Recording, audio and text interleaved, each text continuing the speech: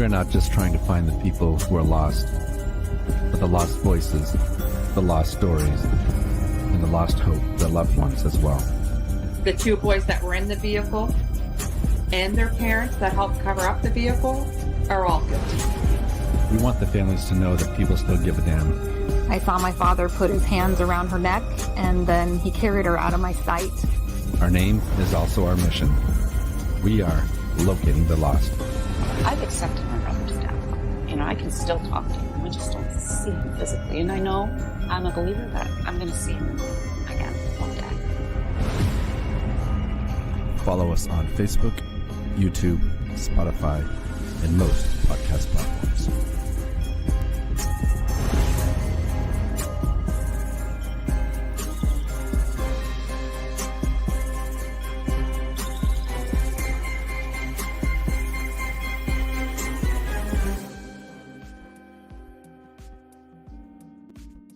And we're live. Thank you, everyone, for tuning in live, and thanks you to everyone who's watching this back as a recording. Yes, thank you all very much. So it's been a couple weeks since we did something like this, Jeff. Yeah, we had a couple days off for a few weeks, or stuff kind of got in the way. But I hope everyone had a good few last weeks since we saw you last, and hope you had a great 4th of July weekend. Yeah, so no we're going to start off. Fireworks, hopefully. Nothing I've heard of. Interesting to see how many people did get injured. And I had a friend at work actually got hit by a firework. Oh, no doubt. Was he all right? Yeah. She's all right. And actually, at the fireworks we had in our own town here, one of the fireworks fell over on one of the very early barrages, and it was one of the big streamer ones, so you could see the long trail behind it. And so the first one came down, and it was like 20 or so feet above people, and it almost seemed like it might have been intentional, like they were doing something wild and different. But the second one after that, the streamer came down, it arced right down into the crowd, and like a bunch of people are like playing basketball. It almost hit a bunch of people. Yeah. I won't throw my brother-in-law under the bus here and tell you about our story. All right. So I'm going to start off with some good news. Grace Markham, who was reported missing just the other day, 13 years old, from Millinocket. She was found safe. They just now said at 4 o'clock tonight, so I wanted to let everyone know. Thank you all who shared that post from our page. Yeah, we were planning on talking about her, and then we just found out as we were getting ready to go live that, yeah, they'd actually found her. So thank God for that. They're not giving out any details or anything, but I assume that, she's safe and she's at home, and we wish her and her family the best of luck. Absolutely. And yeah, so in case anyone's watching right now, like sort of the title describes, it's an open forum. So we will be putting out, actually, I'll put it out now into the chats, the address if people want to join us live. It is a bit of an open forum. We don't have a guest tonight, so it's just us sort of BSing, and people are more than welcome to join us if they want to. I think we have like 15 people on video with us here. So yeah, we can hold up to quite a few. Yeah, if anyone wants to come in and just talk about stuff that they're interested. Obviously, we're going to be talking about a couple different things, maybe giving a couple updates. But it's more of a relaxed sort of podcast tonight. It's not structured in any sort of way. We're just going to be flowing through things and listening to the comments and talking about stuff that way. Like we said, we didn't really have a guest. We didn't have a guest that wanted to join us tonight. Hopefully next week will be different. But yeah, if anyone wants to hop in, go to that link, and it might ask you a couple questions about setting stuff up. But you're more than welcome to join us tonight. Yeah, if there's a certain case that you want to talk about, or that you have information that you'd like to share with everyone, we definitely invite you in. We do have some sad news tonight as well. Michael Albert from Gardner, he was missing yesterday. He was found deceased today. So our hearts go out to his family and friends. My wife and I are actually friends with his cousin, so I feel bad for her. Yeah, very sorry for you guys. All right, so we're going to talk about a couple cold cases tonight. The first one is Florence Laws. She disappeared in 1975. Well, she was found deceased in 1975. On August 16th, A female body was found in the culvert in Sherman Lake, located in the town of Newcastle. The victim was identified of that of Florence Laws. Sorry, the text is really small. She may have been hitchhiking from Massachusetts to Damariscotta, where her father lived at the time. So she actually left Brockton, Massachusetts, and hitchhiked up here to Maine. She was unidentified for several days after being found. And then I sent you a link, right, Jeff? Do you want to read that off? Yeah, Kind of I'll read that off. Maybe I should just share that. The other people can potentially follow along if they choose to. So yeah, this is the article. Who killed Florence Estelle Necross Laws? And this is from the Booth Bay Register. So this is written by Sarah Sherman McGrail. And it says, in every small Maine town, there are always cold cases with whispers from the past. In Lincoln County, there remains such a case, the unsolved 1975 homicide of Florence Estelle Necross Laws, a young woman from Brockton, Massachusetts, whose body was found in Sherman Lake in Newcastle, Maine. She was 19 years old and she had been strangled.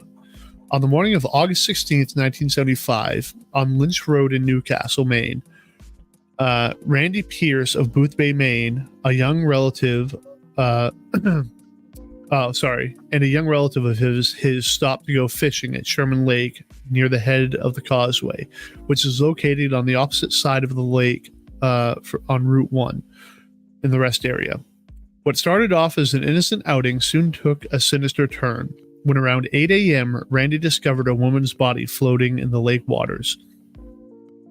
Mr. Pierce walked up the road to David Wood's farmhouse, which was a second house on the right just after the causeway on Lynch Road, headed towards Route 1. A very shaken Randy Pierce described what he had seen and asked to use the family's phone so he could call the Lincoln County Sheriff's Department. Initially, the incident was reported as a drowning. David Wood's son, Eric, was 17 years old at the time and remembered that morning vividly. Dad and I drove down the hill to see what was going on. As we approached, I could see a woman's body up against the rocks on the west side of the causeway. Her arms were spread in front of her body and her hair was fanned out across the water. She was face down, partially dressed, wearing white underwear. Her legs were submerged and I could see bruises on her hips. Sorry about that. Retired Knox County Sheriff's and Lincoln County Sheriff's Department Detective Dan Davey was on duty that day. On my August 11th, 2016. Okay, not sure what that means. Telephone interview with my August 11th, 2016 telephone interview with him confirmed. I was the first officer called on the scene at Lynch Road that morning, and upon arrival determined that it was foul play. I secured the scene and contacted the Maine State Police and District Attorney's Office. It took a while for the Maine State Police to arrive from Augusta. By the time they did, word had spread and quite a few onlookers had come to the scene to see what was going on. The woman's body was in plain view. I can still see the whole scene in my mind. Whoever killed her made no attempt to hide the body, and it looked as if they had taken great care to gently lay her in the water. Eric Wood clearly remembers the woman's body being pulled out of the water. And once ashore, she was flipped onto her back, and it was at that point it became very evident that this wasn't a drowning. I could clearly see a ligature mark around her neck, black and blues on her upper body, and a scratch on her hip. It was obvious to everyone present that she had been strangled. On August 21st, 1975, the Lincoln County News reported, "We still have no idea who she is," said State Police Lieutenant Jerry Butler. I'm not sure if I'm mispronouncing that. Probably am. "She doesn't appear to be local. We have possible leads, but we're going to have hundreds of those before it's over," he added. "She appeared to be 16 to 25 years old, has light brown hair, 3 to 4 inches below her shoulders, hazel eyes, pierced ears, and an appendectomy scar." Butler, I'm going to say that's his name, said he added that the woman was partially clothed, wearing a long-sleeved dark blue jersey top, underwear, blue socks, low brown shoes with grape soles, and several pieces of jewelry. In the article, Boutier described the jewelry as silver wire bracelet with turquoise stones, an original coin on a leather thong worn on the wrist, a silver cross and a silver chain worn as a necklace, and a woven wire finger ring. The Boothbay Register reported on August 12, 1975, she was a white female, 5 feet 7 inches tall, 135 to 145 pounds, long light brown hair below the shoulders, hazel eyes, believed to be in her late teens or early 20s. She had pierced ears and wore small crystal earrings. She wore a chain-type ring on her left hand, a woven silver wire bracelet on her right wrist with an oriental design gold coin attached. Her toenails and fingernails were painted with silver polish. The body was partially clothed in a long-sleeved dark blue jersey top, blue bra, white bikini underwear with yellow border, brown shoes of Bass or Base make. Bass Shoe Company. Oh, okay. Bass make, and dark blue socks. The body of the woman was taken to Strong Funeral Home in Damariscotta, Maine. The Maine State Police set up a command post on the Pioneer Motel in Edgecombe, and a team of detectives was assigned to the case from the Bureau of Criminal Investigations. Lincoln County News stated, a pathologist from Augusta General Hospital ruled the 16 to 25-year-old woman suffered death by strangulation. Police stated that the body had been in the water less than 24 hours. Uh-oh. Jeff left.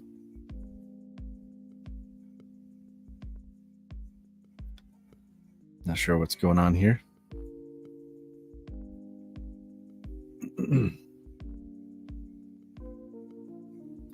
So can people still see me, or are they just seeing Jeff?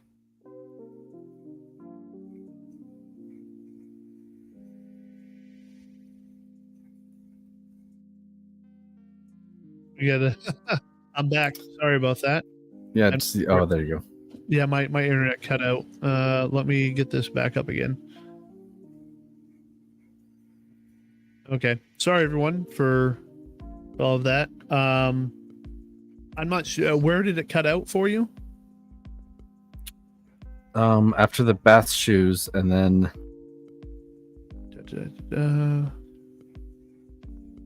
bath shoes. Okay, so I'll start back from just before that. So the body was partially clothed in a long sleeve dark blue jersey top, blue bra, white bikini underwear with yellow border, brown shoes of Bass make, and dark blue socks. The body of the woman was taken to Strong Funeral Home in Damariscotta, Maine. The Maine State Police set up a command post at the Pioneer Motel in Edgecombe, and a team of detectives was assigned to the case from the Bureau of Criminal Investigation. Lincoln County News stated, a pathologist from the Augusta General Hospital ruled that the 16 to 25-year-old woman suffered death by strangulation. Police stated that the body had been in the water less than 24 hours when it was discovered by Randy Pierce.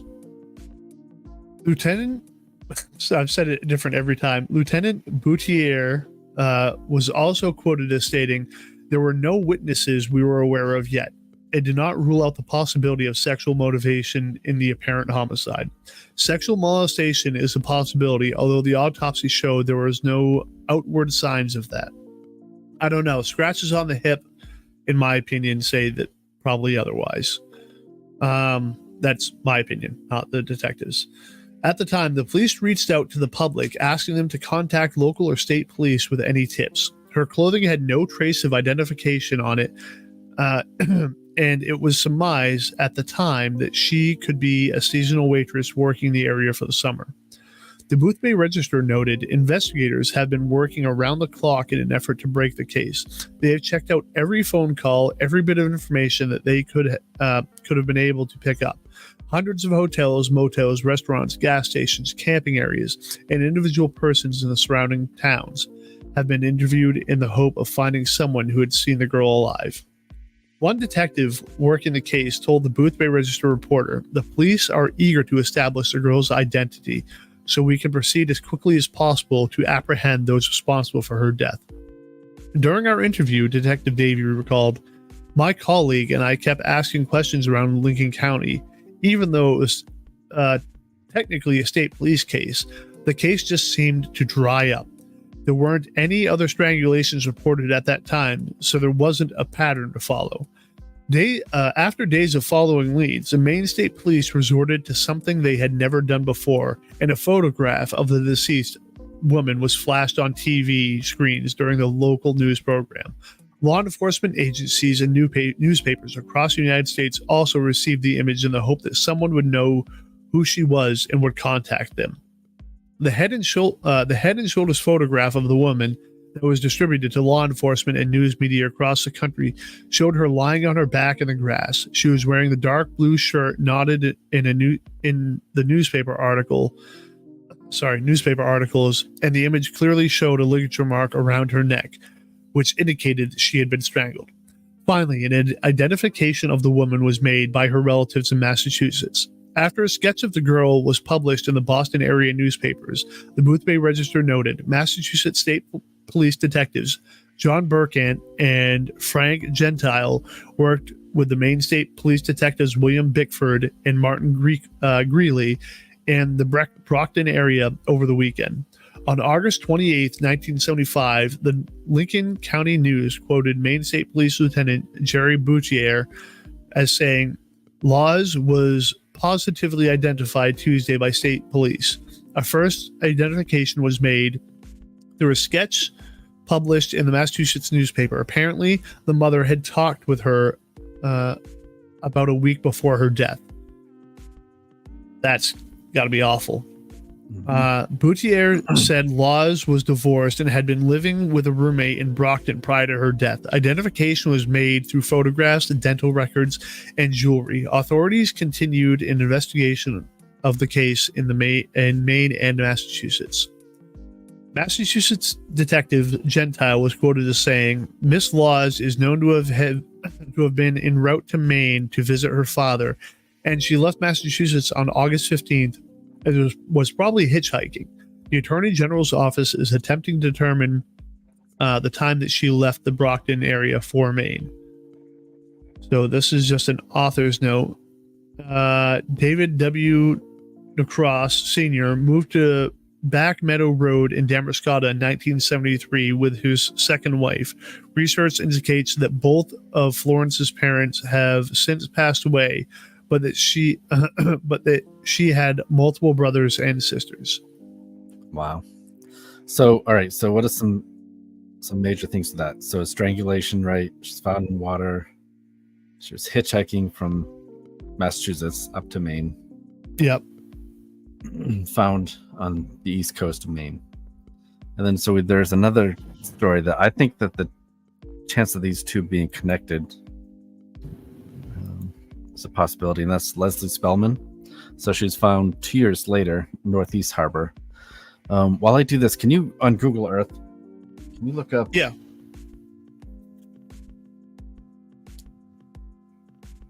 I can't read my own.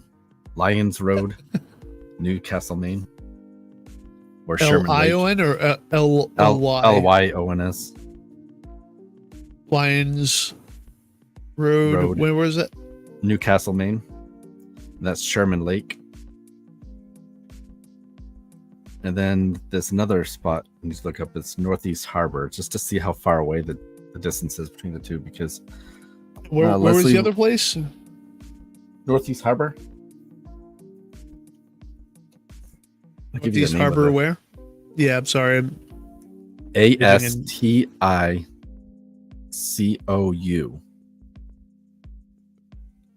And then the next word is gardens. Oh, okay. Wait. Let me put a pin in this real quick.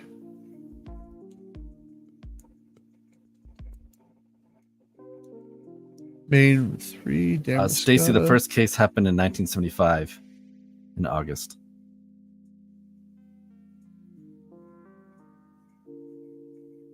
So the let me tell them about the Leslie Spellman case, Yeah. and we'll Yep. bring up Google Earth. So Leslie Spellman disappeared, or was found in 1977.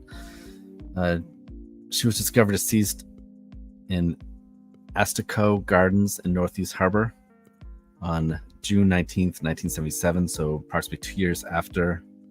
I just forgot her name. Florence. Thank you.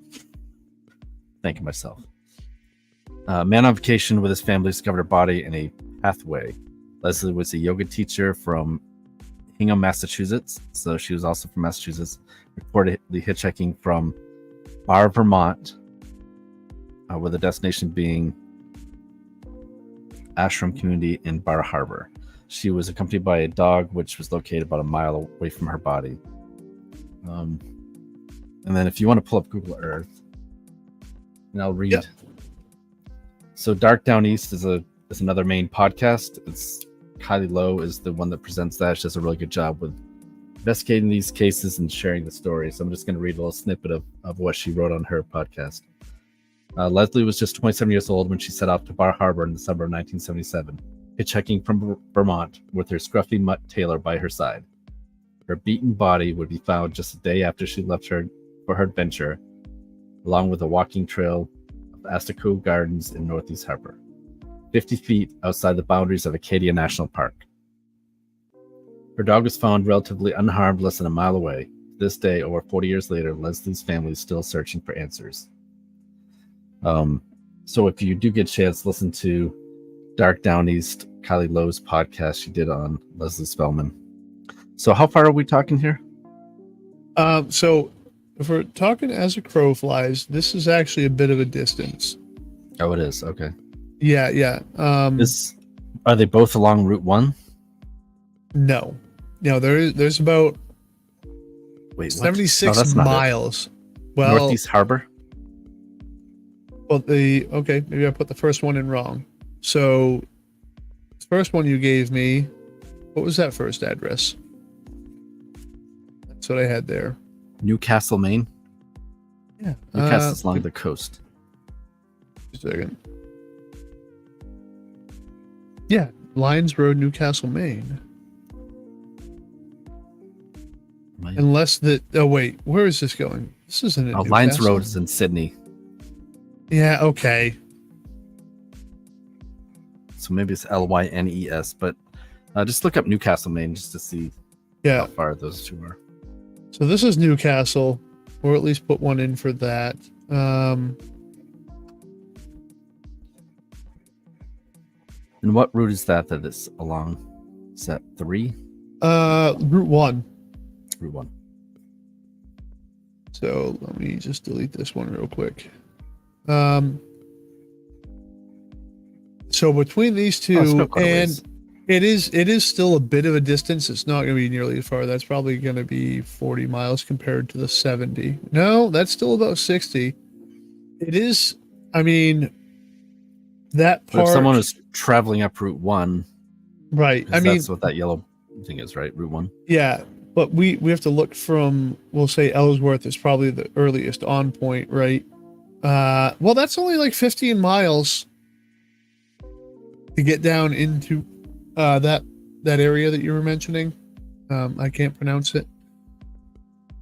That's only about 15 miles. Neither girl went with anyone. Leslie Spellman had her dog Taylor with her. Jess says trucker maybe strangled with pants and he kept them. That's I don't know. She's been watching too many CSI shows or something. I never would have thought that. Could be, though. Any DNA on clothes that we know of? They do not talk about any DNA on either victim. Of course, this is 75 and 77, so it really wasn't a thing back then. Yeah, and it's very common that any of that was maintained, at least from what we've seen, that like any of those cases before, what was it, like the late 80s, early 90s when DNA really was a thing, wasn't it? Yeah. So yeah, and anything like before the 80s, I don't think that, like, they had no idea of DNA. At most, they were doing like the blood types. I want to say there's a Newcastle, Maine up in the county. I want to say there's a Newcastle up here near Fort Kent.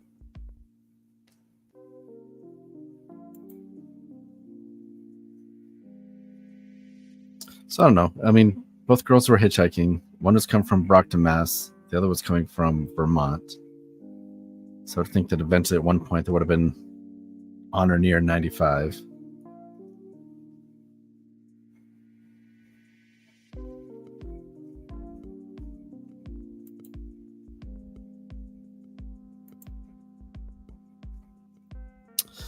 State police believe that some killings that took place in Connecticut was attached to Leslie Spielman's case.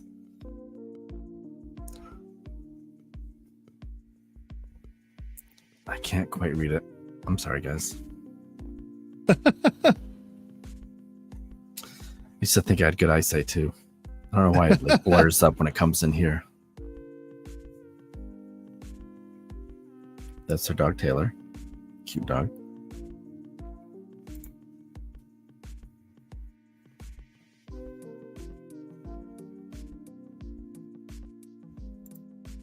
Jess says he didn't take anything else. Leggings were popular back then as well. Yeah, so there were no pants, right?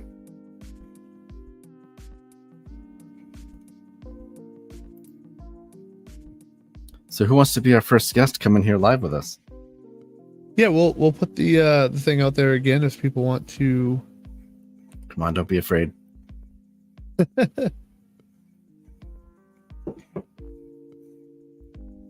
Yeah, it's like we said, it's a bit of a rough day trying to find anyone to join us tonight. I'll put that link back out there again.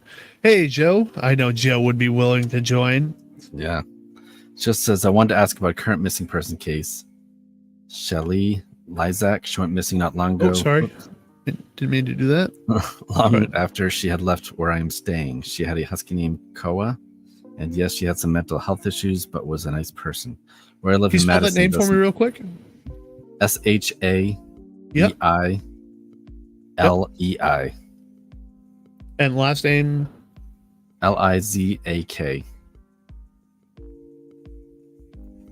Missing She's a nice Shelly Lysak. person. Where I live in Madison doesn't allow smoking inside and some other basic rules. No big deal, but she had some issues with her owners and was asked to leave. A few weeks later, I heard she went missing after taking the bus to Florida. I'm not sure where the case stands now, but I have not heard of that case. So it sounds like she might have went missing down in Florida. One second. I'm seeing. 1 second.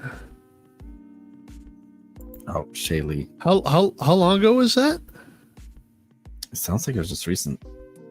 Okay, yeah, because I'm seeing. Yeah, there's a current missing person, Shelly Lysak, 26-year-old, missing from Fort Myers, Florida. Shaylee. So, yeah, Shaylee, where I live, here in Solon, there's a comment on the town of Solon, Maine, from a Shelly Lysak. Yeah, that must be a relative. Looking for her? No, asking about someone else. Is that Faith? Sounds run down the middle of 1 second. Let me.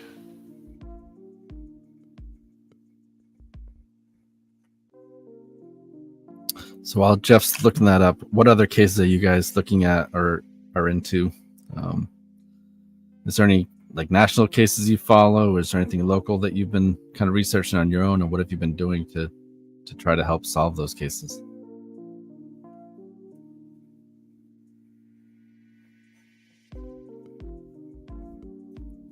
What? You're confused. I'm confused. No, because it's showing up that. Okay, because Facebook does weird things, right? And it's showing up that she's my cousin's daughter. And she's friends with a bunch of people in my family. How have I not heard about this girl? I don't know who she is. I've never met her. Should probably let your family know that you do a podcast looking for missing people, Jeffrey. They know that.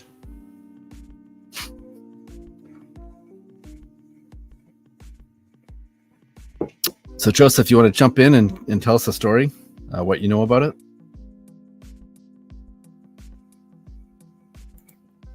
He said, yeah, she had family here in Madison.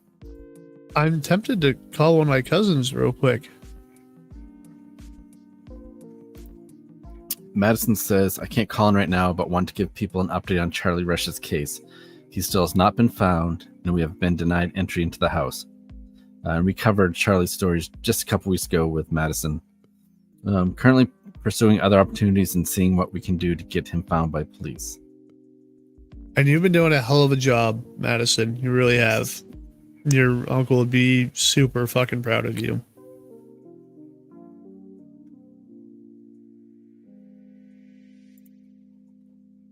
Joseph, up above in the comments section, there's a link that says I'll put it in again. StreamYard. Yeah, if you click on that link, then you can come on and join us either by phone or by your laptop or whatever.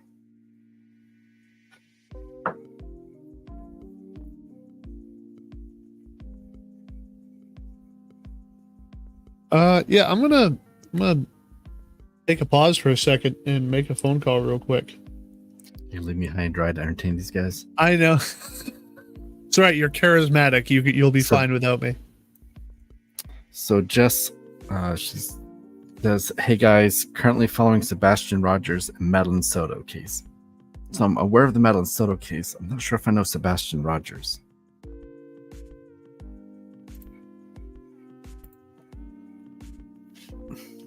Is he the kid that had or has autism that disappeared? Or I think of another case.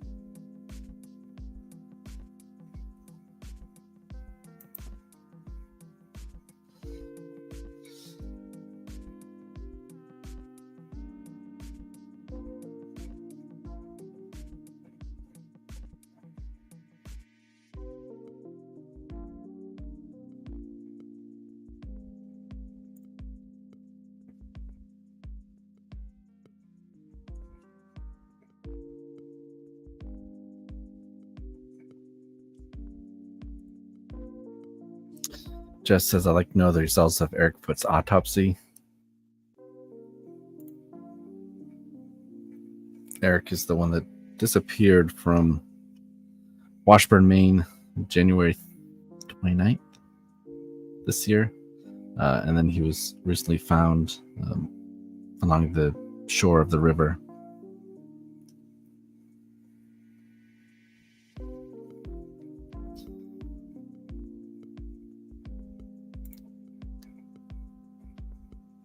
He's been missing for a few months from Tennessee. Yes, that's probably him.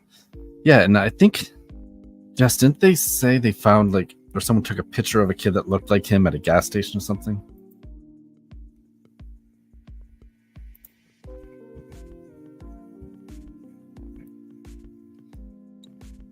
We should unmute his mic so we can hear what he's saying.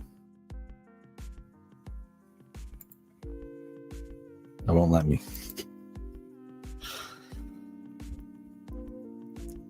Who wants to jump in and join us?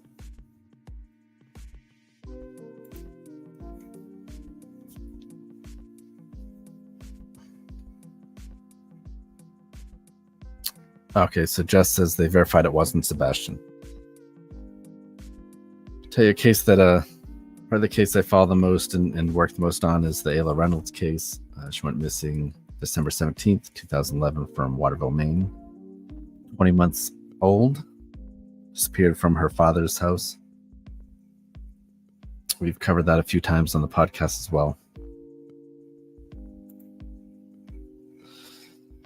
Jess says, yes, I felt it resembled him, but it was supposedly proven not to be. So sad. Someone knows something. Absolutely. Like 99% of these cases. Unless it's, a juvenile that takes off, runs in the woods by themselves, maybe. But otherwise than that, most people... Oh, Joseph got on. Let's see if his camera will come up. Hi, everyone. So, hey, Joe, how are you? Took me a minute to kind of join. I'm not sure what I probably missed for the 5 minutes or so. We're just talking about you mostly. Just kidding. Oh, good. So, Okay. Yeah, if you want to give us a rundown on Shaylee's so case. for a little background, all I can say is, sure. So I'd actually met Shaylee. She was very nice. Her dog Koa was amazing. They were always together. She took him everywhere, and I can't speak too much, so I'm going to be vague about some things. There's probably some personal things going on there that I wouldn't want to talk about too much. But I do know that she had a case manager who she would meet in public, and they had talked a little bit about a plan Shaylee? for her to kind of. Hey, Joe. Yes. By the way, how's it going, bud? Hey, Joe. Good to see you, man. Been too long, but it was. I had no idea that. I should have assumed, small world syndrome in Maine, that Shaylee might actually be related to you, either cousins or. So actually, I mean, I'm surprised we're not. Just talked to my. We might be, but I actually just talked to my cousin Tia, who was sort of held her sort of as a daughter, and she has been found. She's back down in Florida. She was picked up on the side of the road. Actually, she was kind of arrested. For a couple different things, but she has been found. She's I guess she has some mental health things that she's dealing with, but she's in a place where they're taking care of her at the moment. Oh my god, that's awesome. I mean, that's good news that she was found. I mean, the last I heard about anything was actually from I want to say over 2 months ago. Was around the time she went missing, I think. And then they're just, I kind of, you go back, you check the comment sections, you see that original source to see if anything had been updated. But sometimes the updates they're either not there, kind of come late. Right. Yeah, yep. But yeah, so she has been found and she's safe now. Like I said, she's I think she's. I don't want to say institution. Institution might be the wrong word, terminology to use, but she is somewhere where she's being treated for some sort of mental health sort of stuff. Oh, and I'm getting a phone call. I should have muted my phone. Joseph, which is always such a worry when people do turn up this. Yeah, I feel like this is kind of more Jeff's show, anyways. So I had a question, and you guys invited to jump on, so I put on my hat. We got here, and I think you guys do a great job. So. I'm going to jump out. Let's get right back to it. I'm going to go back to viewing. Hey, but before you leave, I just want to say we think the world of you. You're always commenting on things, and you do a lot for the missing as well. So we just want to say we appreciate you. Yeah, we appreciate you fucking being here, man. It's greatly appreciated. Absolutely, you guys do great. I mean, I appreciate what you guys do, and I know that you guys, every week you're talking about this behind the scenes. You're trying to keep these cases alive, and that's exactly what people need. As someone who, did have someone missing in my family, which once again resolved. I mean, the thought of not knowing what's going on and that people aren't paying attention is those two things mixed together is terrible. So I just appreciate how much you guys do to keep these events out there and in the public eye, So that's my piece. And it's good seeing you, Jeff. I'll talk to you later, bud. Yeah, you too, man. I love you, man. It's good talking to you. Jump out, man. We need to hang out sometime soon. Yeah, thanks again, man, very much. Absolutely. All right. Bye.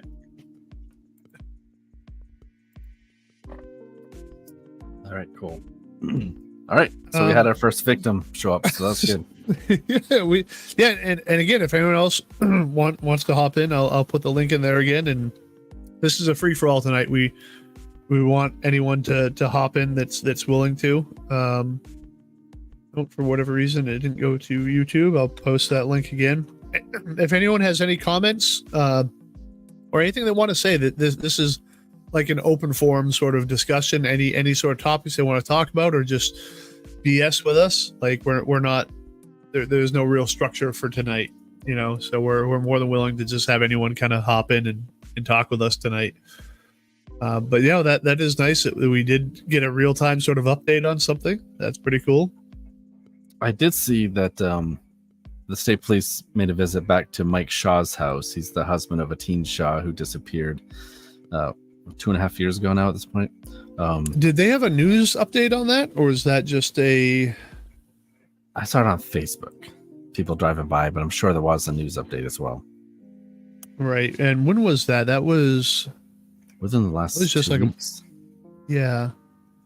Yeah, because the only thing that I'm finding, NBC, and it's actually nice that it's actually picked up by NBC, but they said that, that they'd returned to his residence. And this is the second time within the last 6 months that they've been back to that residence. But we don't have any information as to why they were there for this second time. Right. Or what they took or anything, if they went back for more. Now, a little birdie might have told me that there was an autopsy completed for Eric, but have they released that to the public yet? Not that I'm aware of. No. So that blows my mind. But have any more charges been added to Chandler Cole's list yet? No, Jess, correct me if I'm wrong, but I think that he's due back in court in October, maybe is what I read. So basically, he didn't show up for the last hearing. Right, but that was just an initial hearing, right? That was just these are the charges pressed against you, guilty or not guilty, right? Oh, September 11th. That's an ominous day. Okay, so that is his next hearing, and maybe, Travis, we could try to find a way to get ourselves into that. Just saying, I don't know if it's going to be open or not. You should just go up there. Freedom of the press, baby. We've got Jess and Stacy. I think either of them would probably be more than willing and going to do it anyways. But maybe see if they're willing to let them record that. Secretly, I don't know how that stuff works. Well, you can't secretly do it, but I'm pretty sure that court hearings are allowed to be recorded. Maybe we need to work on our paperwork to see if we can get press stuff. I don't know how that stuff works. I think I'm ambitious about this enough to see if we can get some sort of press badge sort of thing so we could cover some of these cases to give us a little bit more freedom. I've not heard any more updates on Graham Locker. Unfortunately, I know there's been a lot of sightings over the last year, but nothing recently.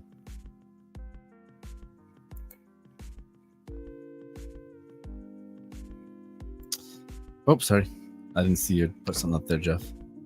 Just says indictments from the grand jury just came through a couple weeks ago. What were the indictments? Are they just the same charges, or I don't know how the legal system works when it comes to indictments versus charges. It's good thing, Jeff. It's good that you don't know. Oh, there's a lot of things I don't know. Trisha says needs justice. Cole is responsible for Eric. Yeah, and Trisha is Eric's aunt. I'm surprised that Brenda, his mom, hasn't, or if she started legal proceedings against the town police department. Chandler Cole's last one to see Eric didn't follow proper procedures. If nothing else, like a wrongful death or dereliction of duty,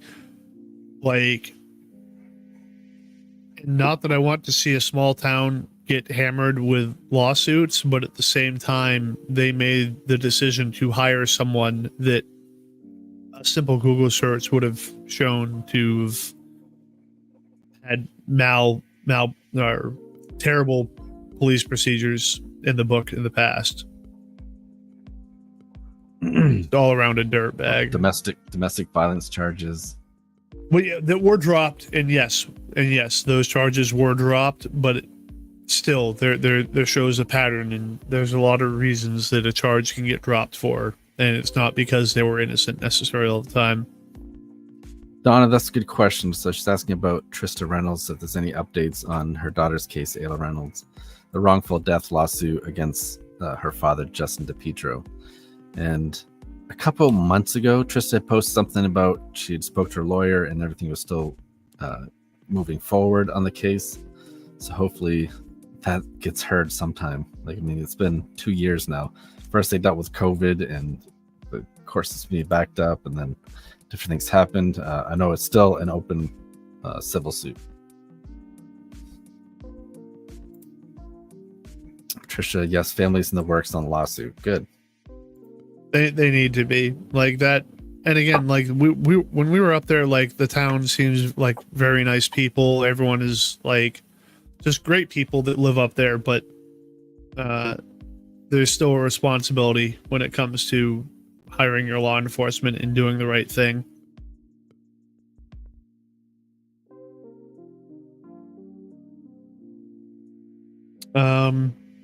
So let me see. Oh, there's still a lot more of that article to go, but I think that we covered the bulk of it. Let me see what else I had on here. It is really freaking weird, though. I'm not gonna lie that. Oh, and Travis just disappeared on me. Yes, Patricia, wrongful death. If nothing else, when it comes to Cole, whether or not he tossed Eric into the river and he's responsible for that, there's still a giant dereliction of duty, right? He still ignored all of the procedures and all of like common human decency when it comes to dealing with an individual that's in a crisis situation. He ignored all of his pleas. He ignored all of his like obvious necessity for help and dropped him off behind a fucking gas station and left him there because in his mind, Eric didn't matter. With jeans and a t-shirt with 18 degrees or less weather. Right. End of January. He's an absolute piece of shit. And he was in a position of responsibility and not responsibility of he wasn't in a position of authority. He's in a position of responsibility. And there's a huge difference. And that's what people don't seem to understand. A lot of people don't seem to understand when you're in that position. Just because you're a cop doesn't mean that you have authority, you have responsibility. And yes, there is a level of authority that comes with that people probably should appreciate. But you also have to appreciate your responsibility in that position, and it's to take care of the people that you're overlooking. And he dropped the ball on this 100%.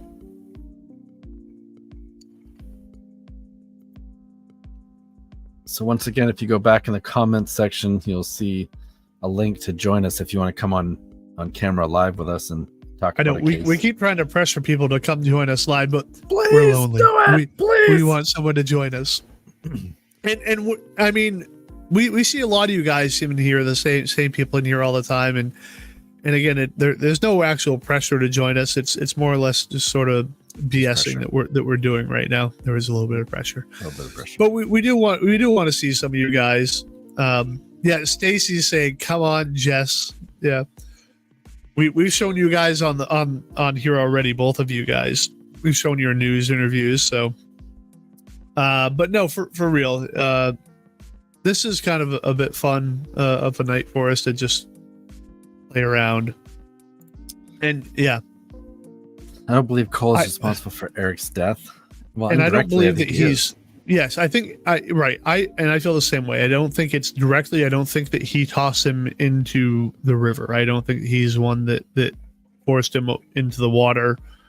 But there's a level of negligence that's involved. He would not have ended up in that water if he had done his job properly and taken care of Eric the way that he needed to. Because all it would have taken is 10 minutes of his time to bring him to the appropriate place to be seen and talk to someone, or even himself just talk to Eric. Because what I have to imagine this conversation was, "Oh, you don't feel good? Okay, yeah, okay, yeah, okay. Well, I brought you to the gas station. I can let you out here. All right, I got something else to do. Goodbye." And then to be the same guy who took the initial report on a teen Shah who went missing, right? And nothing happened to that. But then Cole, her husband's story. Right. And then Cole allegedly, I say allegedly even though I believe it, changed his police report after he made a statement to the parents. That's what the charges. Yeah. Right. Why would you change up the story? You knew you fucked up. Yeah. It's just so gross. It really is. All of it.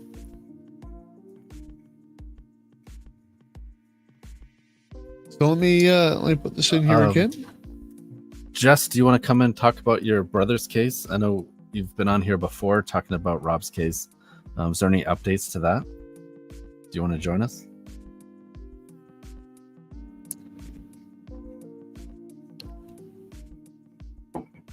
And there's a little bit of a delay, so it seems awkward when we ask a question, we don't get a response immediately. I think she had messaged us a while ago saying she had an update.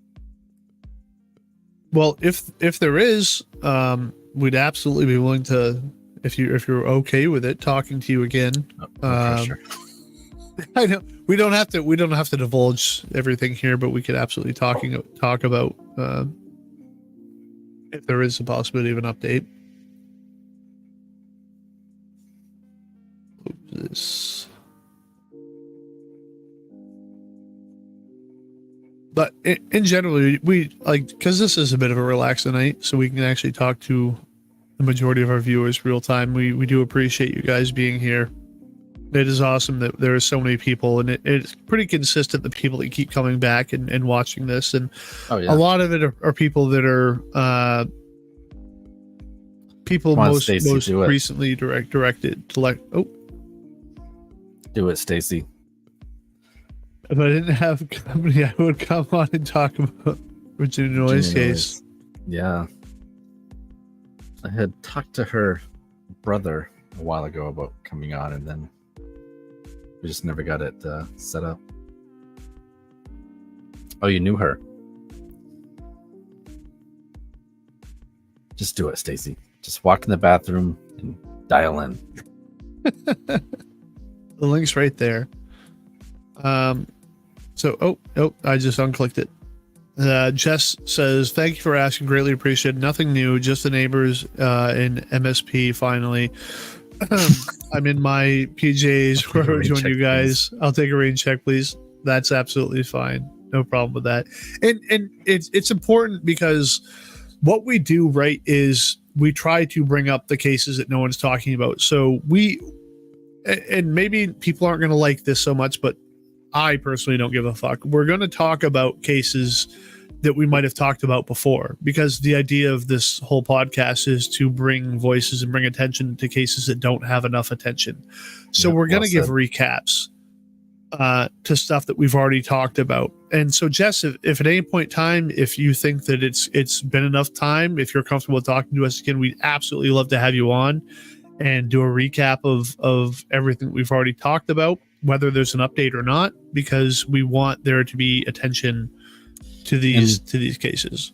And I believe on her brother's case, they said it's natural causes or whatever, like, which is and it was just asinine. Like, yeah, it's complete. If you go bullshit. back and listen to that podcast, it's no way that was natural. No, absolutely not. And he seemed like such a nice, loving guy too, and that's what makes it so hard about that. Well, if you stay put, Stacy says, well, if you stay put, should be free soon. We're not telling you to kick out your company. We're not. She's gonna be running people out. Jess says, thank you so much. Hoping and praying still one day the truth will come out. Absolutely. Like that's all we want for anything, is for you guys to get answers. Like that's the whole purpose of this. It's really hoping more people would join us tonight. So we're up to an hour now. Yeah, we are probably getting close to the point where we might have to end anyways. Sarah, thank you so much for joining us. Go ahead. No, I was just going to say, and this is just a thanks to everyone who tunes in and shares our stuff again, because you guys are the reason why these stories get shared out in the first place. Like, we could sit here all day long and just talk hot air and talk about all this stuff, but if people don't watch and they don't share, then it doesn't matter anyways. Not that it would stop us from doing it, because we have been doing it for years and not many people watch all the time, but it's you guys watching and sharing this out and helping share these stories that really makes a difference. Yeah. What we feel, at least. If you do get a chance, I'll pull her name back up there so they can see her name. If you get a chance, check out our podcast we did with Sarah on her brother Chris. Such a sad story. They're all sad. And oh, that was the same message I was putting up. Side note, yeah, we're fighting over it. Genera Boomshire says, "Is this for any case tonight? I just got here." No, we didn't have a guest tonight, so it wasn't anything specific. We've kind of been recapping a little bit. You could go back and watch it from the beginning. We talked about a couple of cases that we thought were connected. We talked about someone who was missing at one point who had apparently been found, and there's another case that we were also going to talk about that she had been found recently. So a bit of a low-key recap tonight, but we're also inviting people to come join us and speak as well. And I'll put that link back in the chats for people to join us if they have anything to talk about. Carrie Kohler, question about how do you feel about the Delphi murders?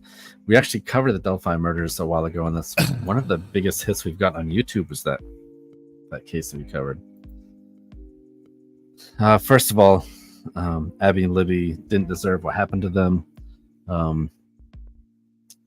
I honestly believe they have the right guy. I know a lot of people don't, but he was there that day. His vehicle was there. He was seen walking on the bridge. He just fits so many things. However, it's been happened before where police plant shit and make it sound like to the public that right or leave stuff out that might prove their innocence. Like it's such a difficult situation to be in, and I've always been of the thought that it's better for 9 men who are guilty to go free than one innocent person to be found guilty. And I mean that's sort of how our laws are set up in the first place, right? Is you need the actual evidence. But at the same time, if the police departments are not actively searching for that evidence, then you're never going to find it, right? So Jeff, do you believe his defense, Richard Allen's defense? Do you remember what it was?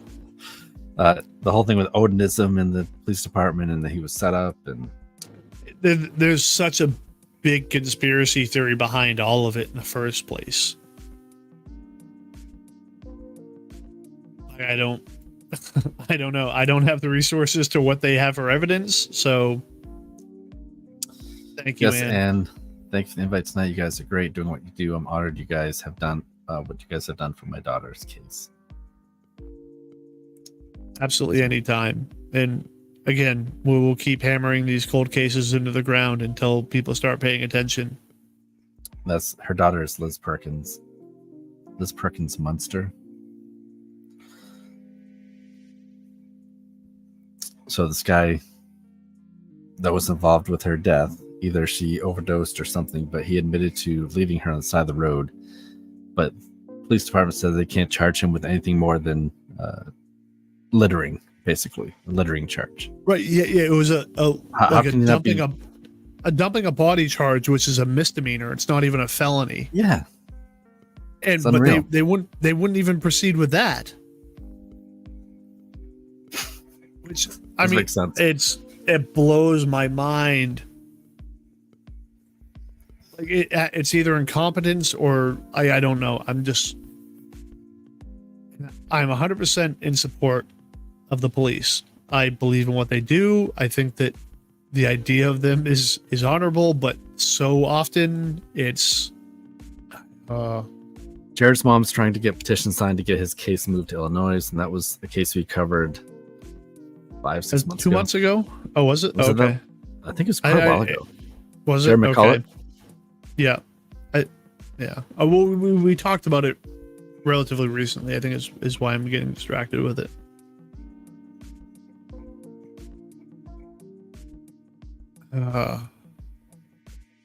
Yes. Carrie, absolutely. That's a law, right? Abuse of a body. I don't know if it's a law here in Maine, but it's federally it's a charge, I believe.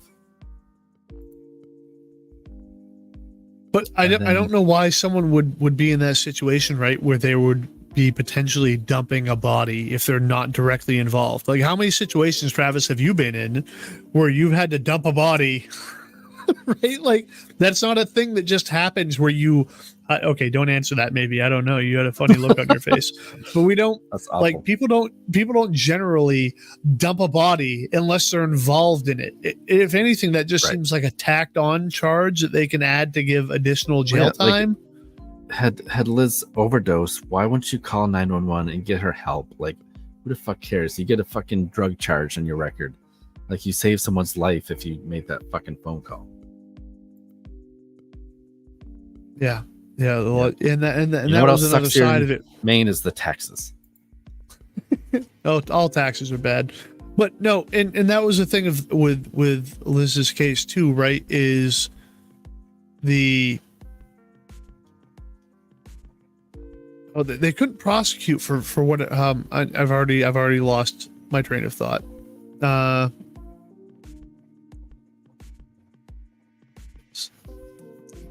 Yeah, they never charged that guy with anything.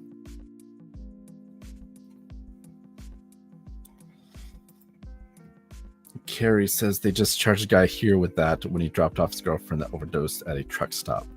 Carrie, what state are you contacting us from?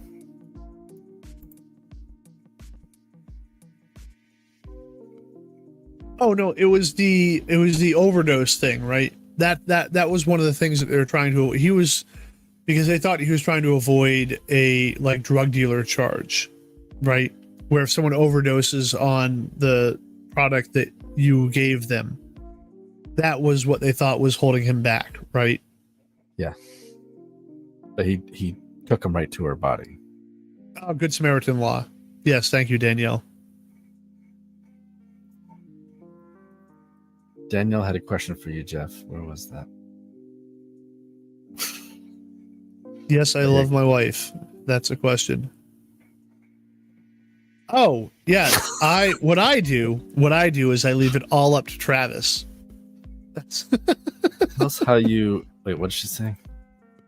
Can you tell us your process for finding cases and reaching out to others? So I'm involved with a lot of missing person groups on Facebook and cold case groups, and anytime I see someone post something about a missing relative, I try to put a comment on there saying, hey, we do a podcast and we would be willing to cover your case, maybe help generate some tips. I mean, we don't do this podcast for any money, right, Jeff? We made $0 on this podcast. I think we sold a couple t-shirts and maybe a mug. We've been doing it for 5 years. So that's not the point of this podcast. We've had a whole 2 people sign up for. Yeah, so that's not the point of the podcast. The point is to try to help others and try to generate tips and maybe add a little pressure to the state police or police department that's covering the case. And I have to feel bad for Travis because he puts himself into when it comes to this. But when you want to ask the question about or mention, hey, we do a podcast, we'd be willing to talk about this, is some people think that you're doing it for the sake of clout or the sake of getting attention. And I can understand that people would feel that way. As a family, right. But it's absolutely not the case. We genuinely want to get the stories out there so people can hear about this. And Joseph, we do have a YouTube channel. If you want to subscribe, that'd be helpful. I think we're up to about 1,400 people. We're almost 1,400 subscribers on YouTube. So yeah, we do use YouTube, and actually we're trying to push a lot more people towards YouTube if we can. But I mean, most of our reach is just on Facebook. But with YouTube, we can record. It records all of our live streams and stuff like that. And, but we don't have quite as much of a connection as we do with Facebook. With Facebook, we can make posts and people can see that sort of thing. The stuff that we post immediately. But yeah, no, we absolutely do use YouTube. It's YouTube. Actually, we're even streaming on Twitch right now under the same name. Located in Lost. Yeah, Travis doesn't even know because he's an old man. I'm not a gamer. We are planning on probably uploading all of our content onto Rumble at some point as well, just to reach a wider audience. That's not a gaming thing, but either way, no, we are trying to reach out to a bunch of different platforms. We've got Facebook, Twitch, YouTube. We've got most of our posts on like Twitter or X, whatever it's called now, as well. we're trying to reach out, but Stacy, anytime that you're ready to hop on. Yeah, I just shared that again, Stacy. That link that just popped up under your last comment. You can jump on and talk about Virginia noise.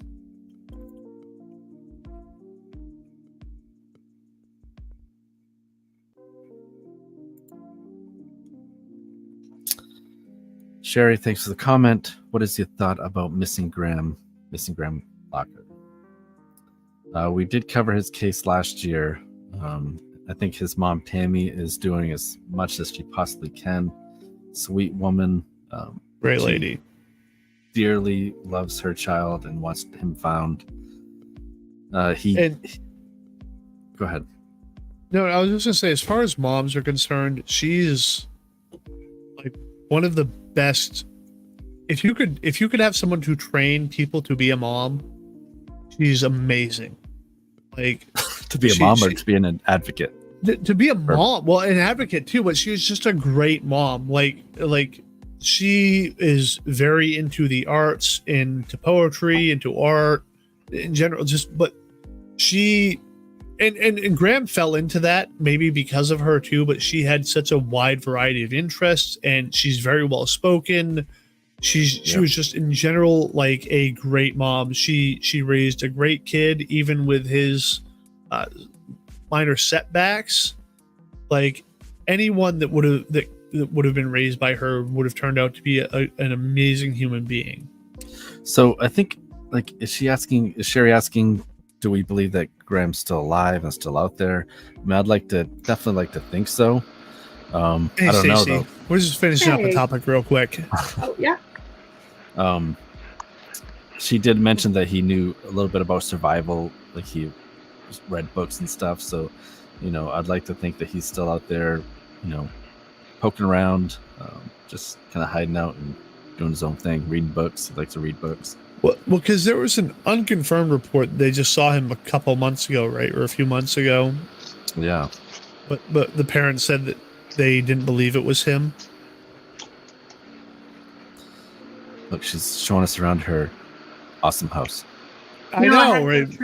I had to go turn my fan on. Okay. Well, thank you for joining us, Stacy. Yes, Stacy. Thank you for joining us. Stacy was one of the very generous people that when we went up to go look for Eric Foote, she contacted one of her many friends up there and let us stay at a cabin that was up there so we could help search for a couple days. But we came to join her at her house with her and her husband Kelly and her big, beautiful, loving dog. Hi, Kelly. Love you, Kelly. Oh, he can't hear you. Okay. But no, they're great. I gotta fix that. Great people. Oh,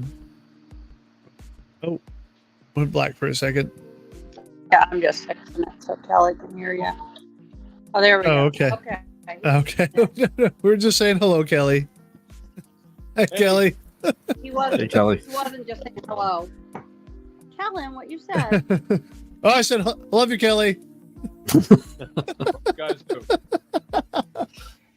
My girlfriend, I said that one night while we were live chatting. I said, all right, love you, Kelly. And my girlfriend looked over, who's Kelly? She was very concerned for a second. Stacey was telling me about that. He took his ears off and started going. And I'm like, Super nice people, super nice family. So Stacey, very passionate. How do you know Virginia? Did you go to school with her? Or? No. My first husband, when we were dating, used to hang out there at the apartment house that Virginia and Larry lived in with their kids. And they partied all the time, like during the week, during the weekend, you name it. And I was only 16 at the time, 16, 17.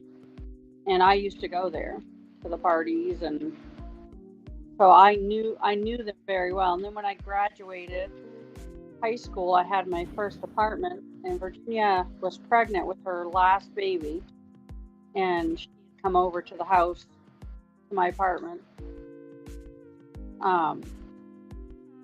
and that baby wasn't Larry's. And I wonder how much that has to do with everything else, because her kids were her life. And she truly would not have left them. But her last baby, she had her and gave her up for adoption to Larry and Roger's sister. And she left the hospital the day she had her. I don't even think she went in to see her or anything. She left. And that baby was Roger's. That was the brothers. That wasn't her husband's baby. And I don't know how old she was, but she wasn't a year old, I don't think, when Virginia took her back. So she ended up having her back at the apartment with her. And I don't know how long after that this happened. Did you know Francis Pictou? I know him through Facebook and stuff. I knew the boys. Her oldest boys weren't Rogers, or weren't Larry, sorry. She had 2 boys before she met him, but she had 3 girls. And she had 2 children before that. When she had her first 2 boys, she had 2 other babies, and the trailer caught on fire, and there was speculation on what happened, but that it was set, and her 2 babies died in that fire. Wow. Jesus. And that was years ago. That was before her other children and her and Larry had their kids. But the day they went to Bangor, and of course I wasn't there, but I was told, and I remember going there after she was missing. And so my first husband was there, and I had my apartment, and he called me and was freaking out. And he said, and you know what's weird? I wouldn't even breathe a word of this to anybody ever. My husband now, of course, but to anybody else, if those boys were alive.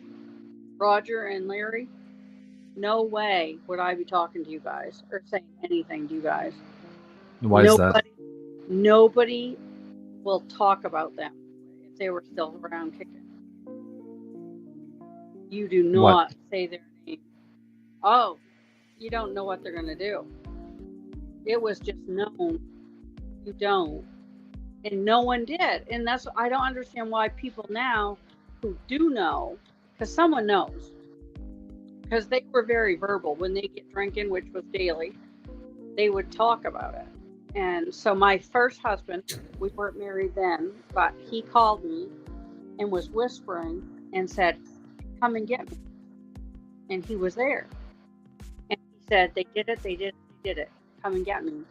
And I'm like, so when I got there, he was outside and he ran to my vehicle, jumped in. Of course, he's drunk, jumps in, and he's like, drive. So all the way to the apartment, he said, they were talking about it, that they did it, that they hit her in the head with an ashtray. You said hit her in the head with an ashtray. You might have to speak up a little bit louder. I think that the noise cancellation is cutting out some of your voice. I just tried to raise up the mic a little bit. My mic? Oh, yeah, that's good right there. Okay. So I got back to my apartment. He passed out. The next morning, nothing. He couldn't remember anything. And I know multiple people have been at those parties when they've talked. So there are people that know. He has sisters that have to know. And there was one other person in that vehicle.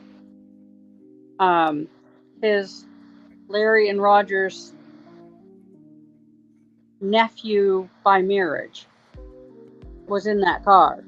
Whether he was in the car when they came home from Bangor, I don't know. I don't know how. I know he went to Bangor with them. Can you tell, like, for the people that aren't familiar with the case, just the story that's, on the news, basically? Like, what do the newspapers say about the story, the beginning, middle, and the end? Okay, so Virginia Noyes, she's Indonesian, and she was married to Larry Noyes, and they lived in Easton. It was a very violent marriage, and they both would give it as much as they take it. Like I've seen her go after him. A man has a lot more power than a woman. So but it was there was a lot of abuse in that relationship, and they had gone to Bangor and they were at a bar, and I don't remember exactly what they said happened, but there was a fight and they were beating up on Virginia in the parking lot, and that she was kicked. She ended up going to the hospital, and I believe she had a concussion, and the boys were both arrested. But I don't think they arrested Roger. It's been so long. This was back in, I believe. It was 1993 when this happened. But Roger or Larry was in jail, but he either made bail or they let him out. So this is at night, and she left the hospital because she had to go home to her kids. And somehow they think a trucker gave her a ride from Bangor to Holton. And there was a phone call to her house from Holton. And I don't know if this was ever in the police or if they've ever leaked it, but I was told that she called home. And somehow, I think those boys got home. They got the phone call. They went to Holton. I don't know. But she never made it back home. But she made it to Holton. And so he told people that she left with a trucker. He told the girls that he would tell them where she was when they turned 18. Oh, that she was going to come home when she turned 18. When she turned 18, she was going to come home. And she never did. Well, the girls asked him. They were taken. All the kids were taken out of the home and put into foster homes and taken away from him. Thank God. That's Virginia. So this is a page on Facebook that we're on. Says the search for Virginia Noyes. Virginia Sue. I just shared that too, so you guys can all try to join that. She looked when I knew her. She looked between the third and the fourth one. Her hair was short like the fourth one, shorter. But she's so beautiful too. It's so gross that so many of these healthy looking people end up being taken advantage of, and yeah. But she never made it home, and he died of, I want to say, brain cancer. Oh, really? And he told them that he would tell them where she was before he died. And then I heard that he went and saw his brother, Roger, and after that he wouldn't. And I feel he wouldn't because he was dying. He wasn't going to be here to pay for anything. But Roger was still here.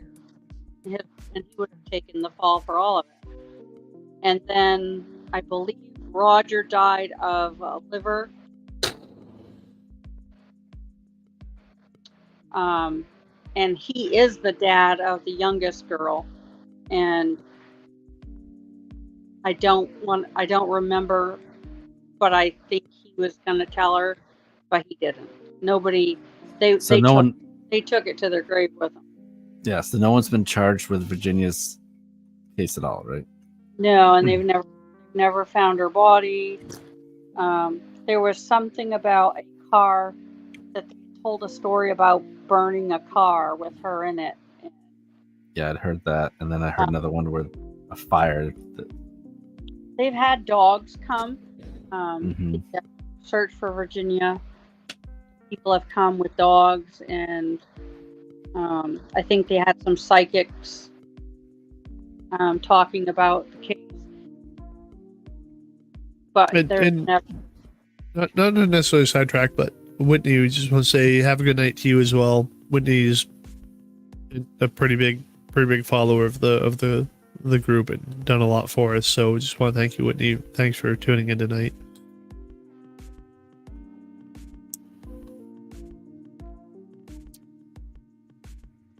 But So you boys were in part of Aroostook County. You saw the places we went looking for Eric. Yeah. Oh yeah. Yeah, we were right up to our knees in mud a couple times, and there are places that, like, there's no cell service. You're up in the woods. Mouse Island. If I ever come up missing, that's where I am. Mouse Island. We got it. Well, yeah, we don't. And we talked about that after we finished our when we were up there searching for Eric. We talked about, because we took the drones up when we followed the river, and we talked about how far we should go up. And I feel bad that Whitney had to be the one that found Eric, because she knew him, and we didn't follow the river up far enough with our drones to go looking. So I don't know if our next step was to get in the kayaks and go. We would have had to get out of our kayaks before the dam, and then we would have put them in at the boat landing after the dam. And he was found in between that area. He was close to the dam. If we hadn't got out and walked all of that, and by the time we were down to getting to do that part. And Whitney's saying here is don't ever feel bad, but we do. Like, we didn't, and that's one of the benefits of an outside person being in there is helping, is like, because you knew Eric, you were close to him. There's no reason that you should have been the person to find him. And I know you weren't necessarily searching for him, but I know that you knew him, and we both feel very bad that you had to have been the one that was to find him. Yeah, that had to have been awful. I can't even imagine. Yeah, I know. I'm very empathetic to what you had to go through dealing with that. Absolutely. And she says, I'm still convinced he was under the ice. And yeah, and we talked about that a lot too, is it seems very likely that Eric had made it under the ice, and that's how he was. And we don't have any updates. Like, we don't know. We don't know what happened. I was told that the autopsy came back and that it was undetermined. If that's correct. Whitney says that she's thankful it was us and not a child that found him, and absolutely yes, that's like, that'd be very traumatizing. And she also says that his mother told me his report came back and undetermined. So if he had drowned, he would have had water in the lungs. Right. If he had. Right. So this was my thing.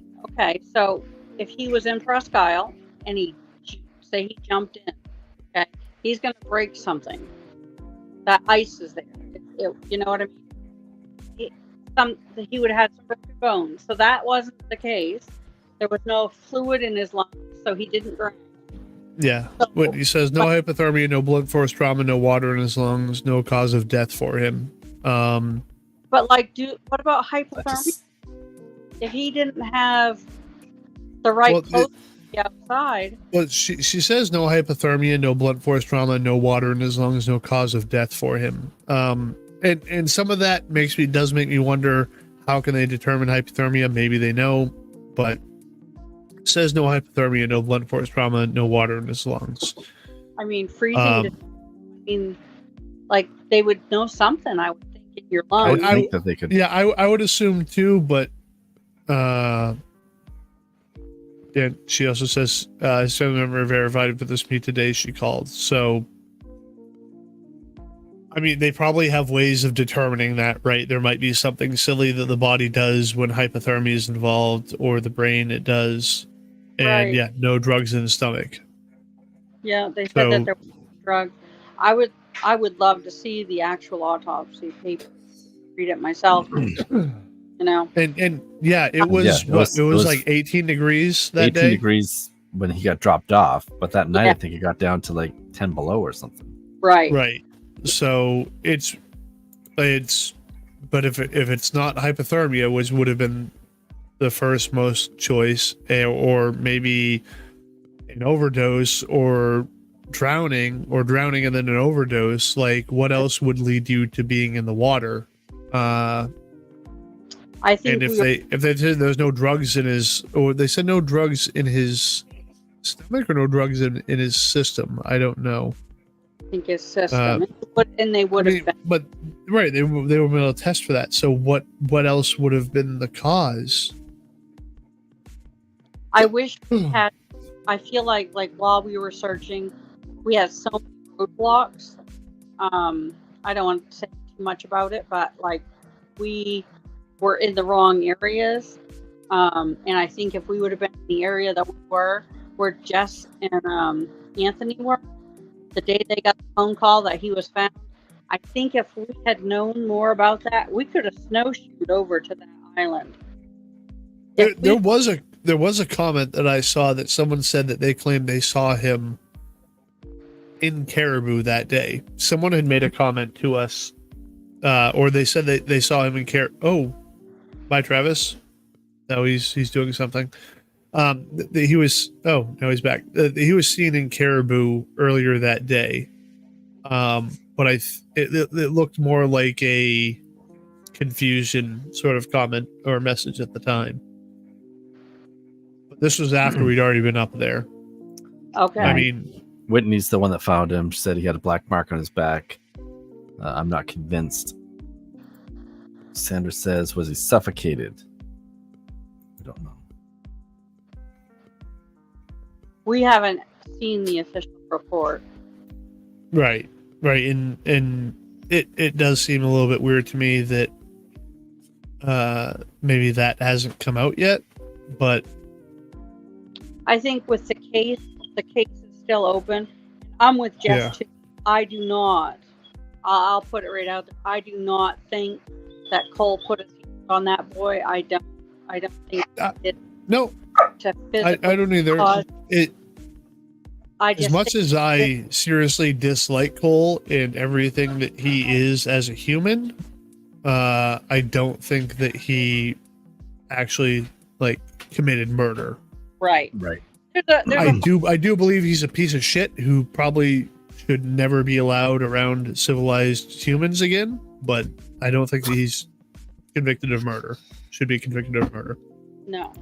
I think he was neglectful. I think he should have taken him to the hospital, but we don't really know. So here's one of my theories. I'll put it out there. Jess and I both. The town line is right where those footprints were. That's the town line where Washburn is not supposed to go into Presque Isle. There were footprints there, and the man who lived in that house next door had seen them, and he took his snowmobile out there. Are you saying hi? Say hi. We were worried about the poor boy. We thought he was on his last leg, but he's doing awesome now. So anyway,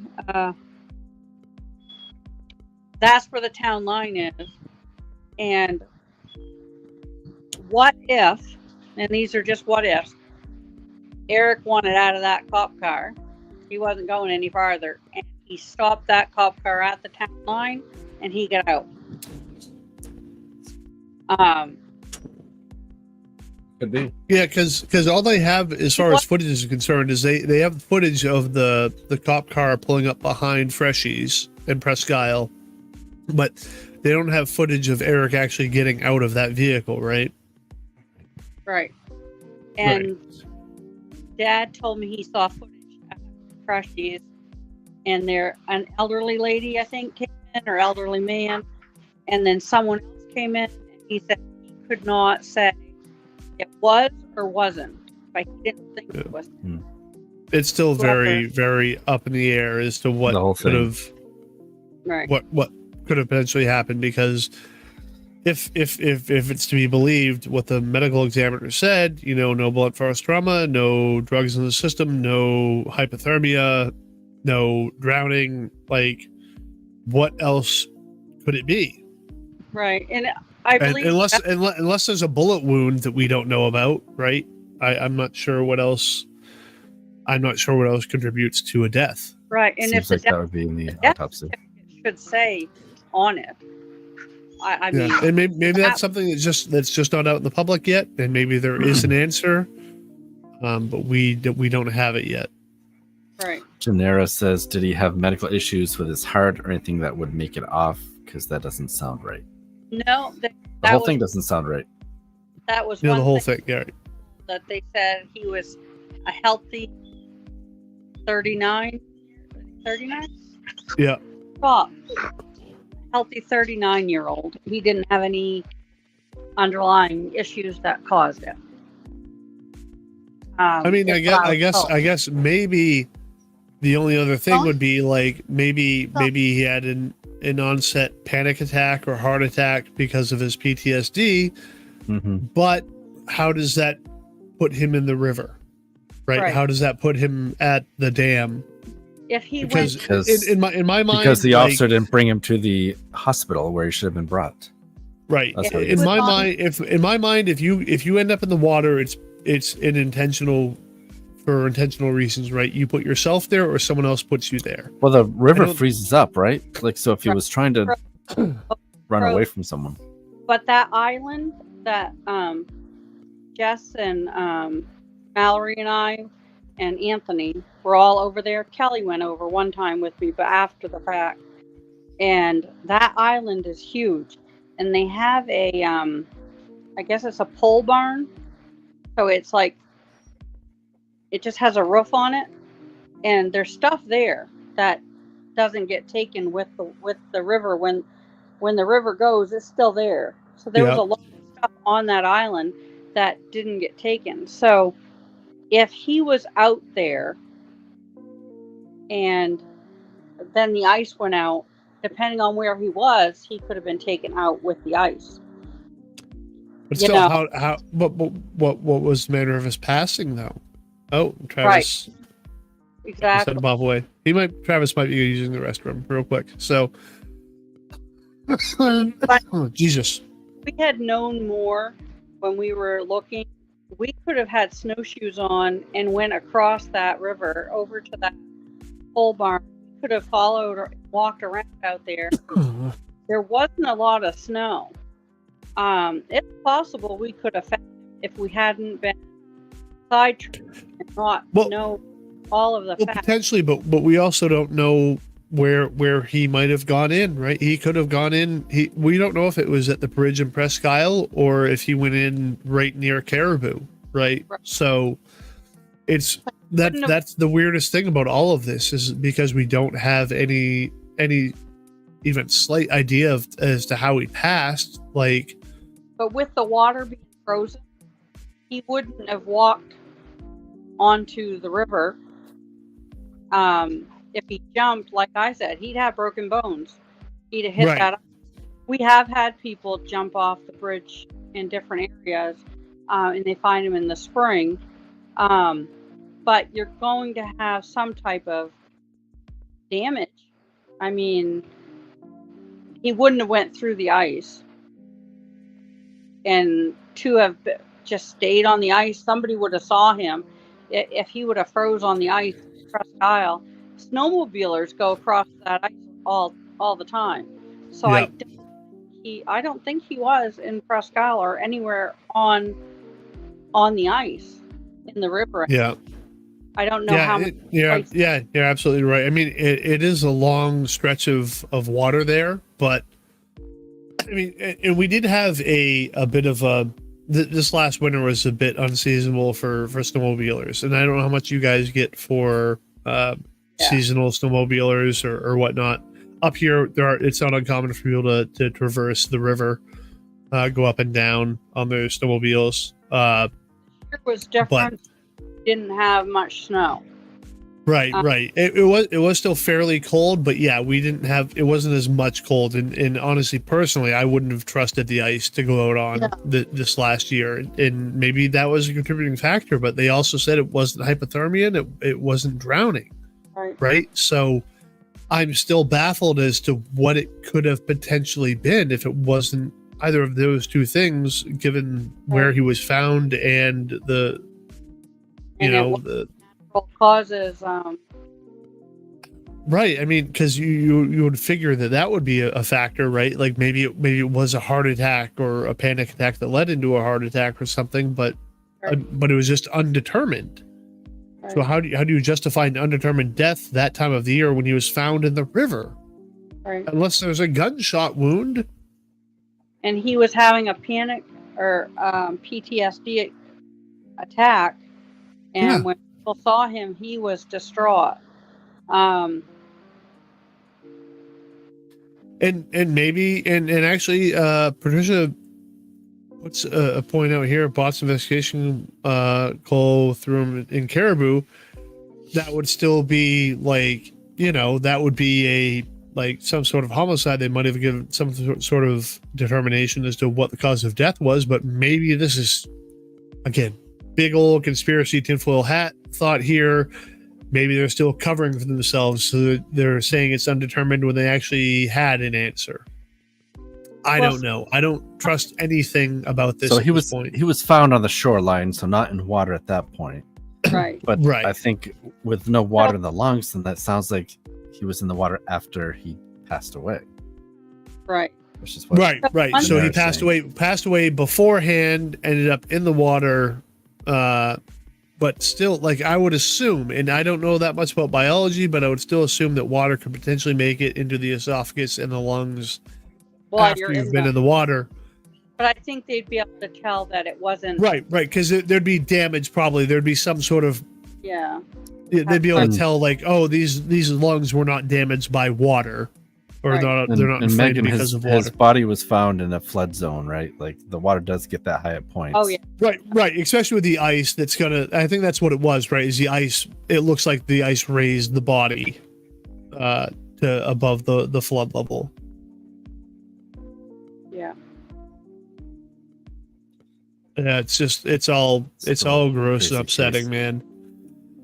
It is. What upsets me is that it's all been a big cover up, and again, I'm a bit of a conspiracy theorist, so like I feel like there's a lot of covering that's happening. That's like, oh, these are not the actual factors, right? We'll hire a private investigation firm out of Florida. Who happens to be run by the former sheriff of Aroostook County. So right. He already knows all the players. He knows what to stay away from. Yeah. Yeah. And I don't want to think that. I don't want to have to think that way, but we have to. And his father was involved with the boys in the track. Right. We have to consider this. But, this guy found coal to be, he said it needed to be investigated. So he did his job. He didn't brush it under the rug. He didn't ignore that stuff. He told the sheriff's office that, this needs to be dug into. And I think that's what ended up getting arrested. But Stacy, that clear. He didn't get arrested for Eric's death. He got arrested for falsifying or there's stuff like that. So it's Sheriff Crandall, right? He used to be the sheriff up there. Now he runs a private investigation firm out of Florida. His father was the one who was involved with the 3 boys that died in the track up there. Yeah. I think, like, if you're going to hire a third party bipartisan person. You hire a third party bipartisan person, yeah. not someone involved directly, like he's involved with the area. Yeah, exactly. Who hired him? Do we know? Was it the town? The town did. Yeah, the town did. Washburn. No, I think it was Presque Isle, wasn't it? The investigation was supposed to be, that because when I spoke to the town manager, that's what she said, is we hired. Okay. So I'm pretty sure it was the town of Washburn, and it's like, oh, this is a guy on Quick Dial. Cool, we know him. We can have him do it, right? So, Crandall used to be Maine drug enforcement agent.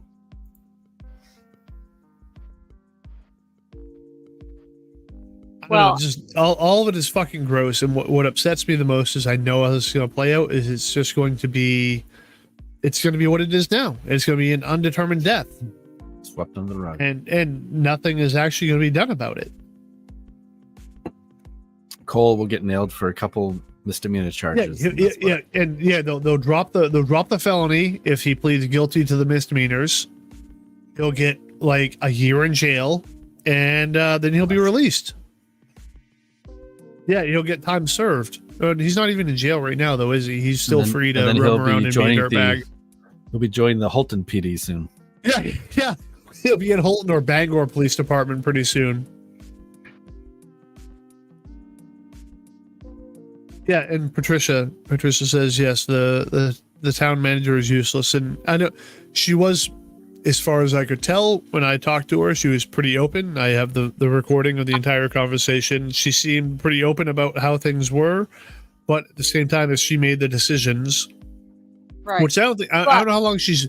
I think she's relatively new to that position. I think that there was a different town manager when Cole was hired on. No, I will tell you, she is one of the best people I've ever met. She used to live next door to me for 20 years. I've lived here. And she is for the town. And I don't know what happened. I don't know why he was hired. I don't know why they didn't find that. They needed someone. But that's what it was. Is they needed someone. Even after Cole got fired, they would. When I was asking about it, she had mentioned they were offering like $36 an hour for police officers. They couldn't get anyone to take the job. And I think that's probably exactly why Cole got hired on, is because they couldn't get anyone to take that job. Better. So they're like, hey, we found someone who has experience, hire him now. And I think that's probably exactly what happened. No background needed. That's why we don't have a police station now. And they did decide to not continue with it. We're not going to have one. And the people who were applying didn't have any experience. And we're like, what do you get? So how was it, before that? And I know we had officers come and go, and he's the only one left here. And then the chief was going to be getting done. That was planned for, I think, December. So he was the only one left. And we weren't going to have a police station if we didn't have a chief. And then if we get a chief, you still have to have deputies, because you can't just have a chief. Right. So now we don't have anything at all. Yeah. So they voted on that. How's the crime rate been since? I mean, you had two missing people in the last 2.5 years with the police. The referendum is coming up this month, right? July 19th, isn't it? Is when you guys vote on a police force or not? Oh, they already did. It was the 12th of June, I believe. Oh, okay, my mistake. And they decided no? Yeah. That blows my mind. Because, I live in Wade. So right, but I mean, you're right beside Washburn. You're like a mile and a half away, right? But the Washburn police they're not who would come here anyway. It would be the state police. But either way, they voted against it, right? They said no more police department. Yeah. So it's all just the county sheriffs that take care of your problems now. Yeah. And there's multiple towns around. Limestone is one. Off the top of my head, the other ones. The small towns don't. And I do see a lot of sheriffs and state cops. Kelly actually saw one today. Um, had somebody down at the trail side where we all meet up there. Yep. And somebody else. So he had 2 people just the time he went down to get a pizza. But I don't know how the crime rate is. I am kind of like a hermit. I try to keep to myself because I don't like people. And believe it or not, I don't get out there. So this was really big for me to start this whole page for Eric. Yeah. And like you guys put so much work into Eric's case and did so much for him. Jess and Mallory really were awesome. And Stacy. She's yes, and Stacy. Jess is my best friend. And you guys didn't really know each other before this, right? I didn't know her at all. It was so weird. She just messaged me and said if there's anything I can do to help, and I'm like, thank you, yes, anything, because it was just me at the time. And that is absolutely the only thing that matters is when it comes down to that. And that was like when we started looking into, when you guys started talking about what was happening, we saw this and it was you and Jess, like, and we understand why the family sometimes can't get involved in these cases because there's going to be a lot to deal with, right? And it's well, I say right. that I'd be tearing the town down if that was my son. You know, right. But it's the people that are outside of the situation that see what's happening and know that something needs to be done. So it's people like you and Jess and Whitney, and it's those people that really make these things possible for people to try and find answers and put pressure onto the established side of things. So it's hard to think that there was a man out there, a mother and father out there that don't know where their son is, and the son was supposed to go to the hospital and didn't make it there, and it was too much for me. I couldn't, and like nobody was saying anything. There weren't flyers anywhere. It was exactly. We were the ones that did the flyers. No, and you guys have done everything. You guys have done an amazing job, and from us, and I know we've said this before, but thank you very much for the stuff that you guys have done. And we're obviously not the family, but just from a personal level, it means so much to us to see other people out there doing something that matters. Well, you guys walked the trenches with us. I mean, you went places I didn't go. And it was nice that you guys came all the way up here.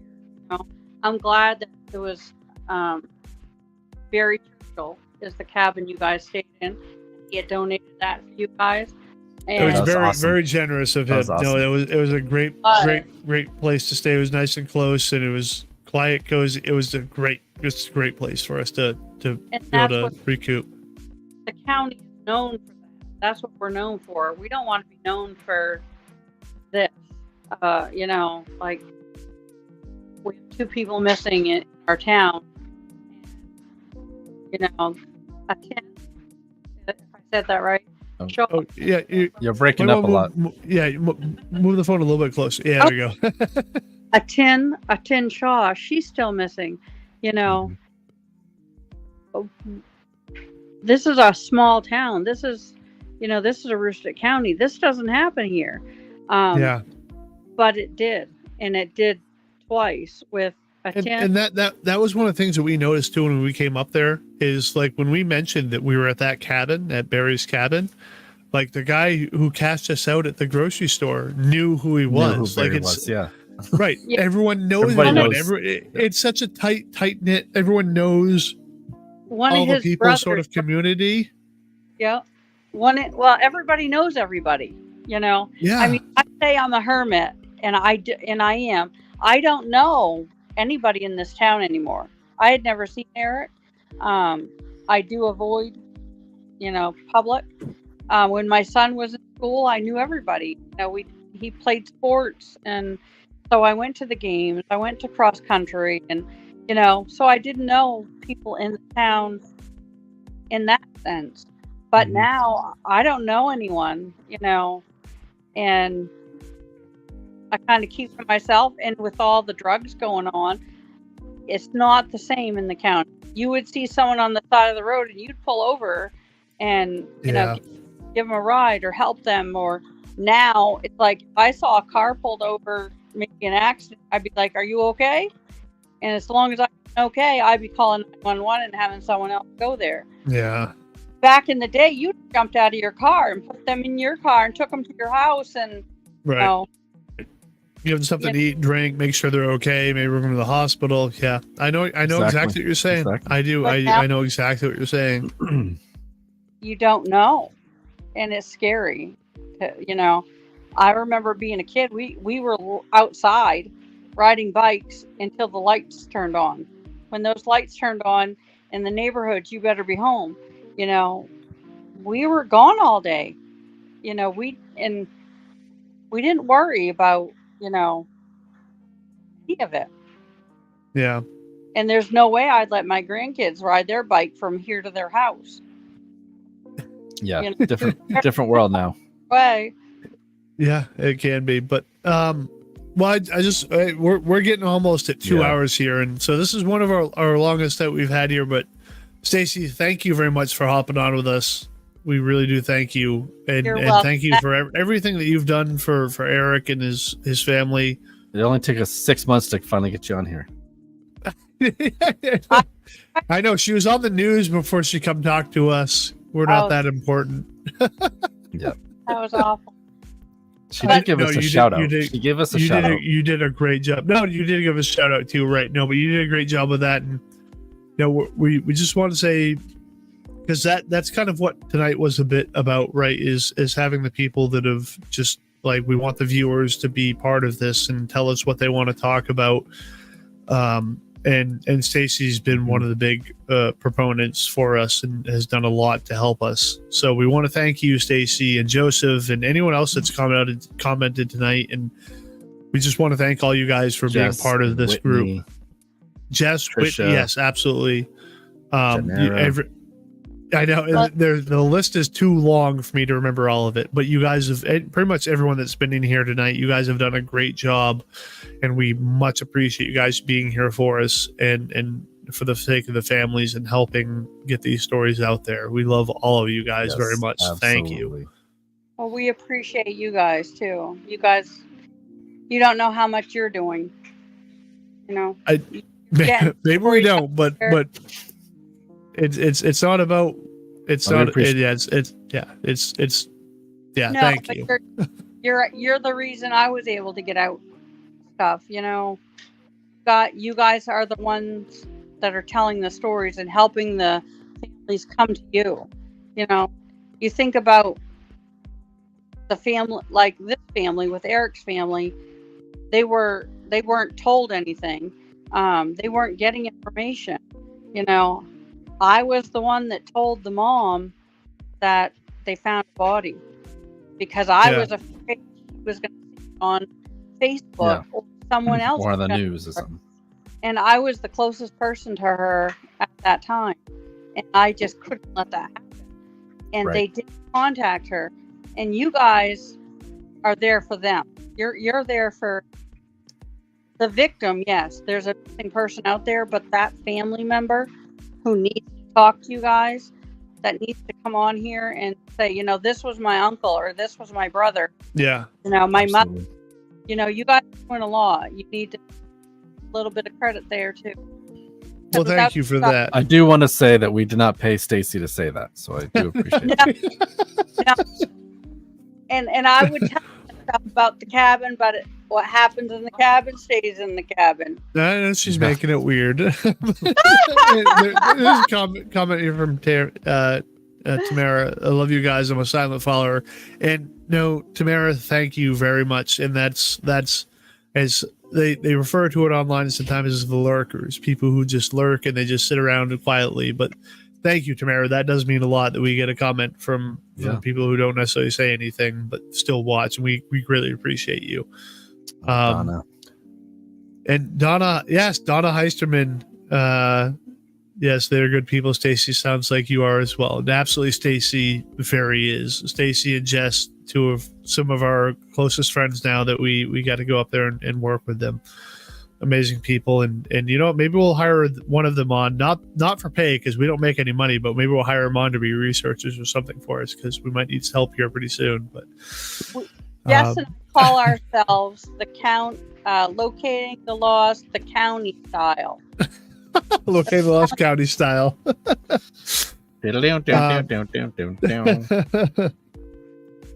All right, Stacy and everyone, thank you all for tuning in and watching. Hope you all have a good night. Yes, thank you guys very much. We greatly appreciate it. Thank you again, Stacy. You're welcome. All right, have a great night, everybody. You play that video, Travis. I'll end when we're ready. Search for 5-year-old Taylor Williams led investigators to Alabama this week. So we have some breaking news from Florida. An arrest has been made in connection. After years of agony, a glimmer of hope for the family. Investigators spent hours searching through this house off Pennsylvania Avenue. What could be a major development in the search for missing Alabama teenager. Tonight, a stunning twist in the search for Taylor. Somebody out there knows something. They want to lay him to rest their way, not by somebody else's way.